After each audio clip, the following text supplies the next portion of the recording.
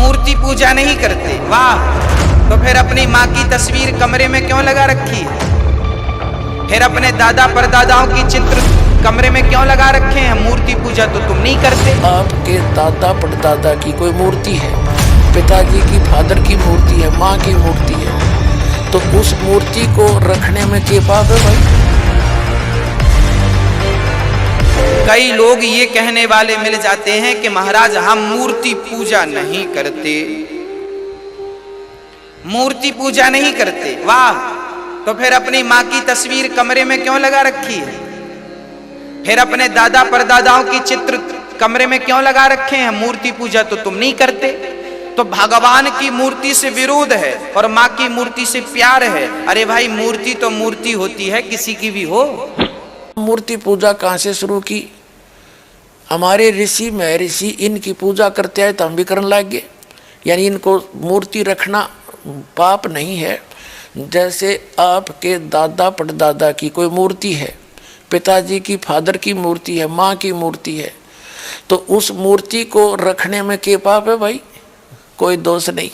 और उसको नमस्कार भी कर दिया सत्कार से तो वो भी पाप नहीं। मतलब कहने का भाव ये है कि हम किसी मूर्ति को रखते हैं, अपने माता पिता को की मूर्ति है तो वह बुरी नहीं है, लेकिन उसको भगवान मान के पूजना ये गलत है। तो हम मूर्ति की पूजा, जैसे हिंदू धर्म से दास खूब परिचित है, ये बेसिक मूर्ति का फूल भी चढ़ावे हैं, उसने नवावा दवावा भी हैं और उसका आगे धूप दाप भी दे हैं, पर पूजा तो उसे भी नहीं करते हैं। कोई किसी मंत्र का जाप करता है, कोई गीता का पाठ करता है, कोई पुराण का पाठ करता है। और फिर भी इनसे कोई पूछता है, जैसे दास विष्णु जी का पुजारी था, हनुमान जी का, बाबा श्याम जी का, यानी जैसे सारे ही देवताओं के हम तो पुजारी थे जब तक ज्ञान नहीं था।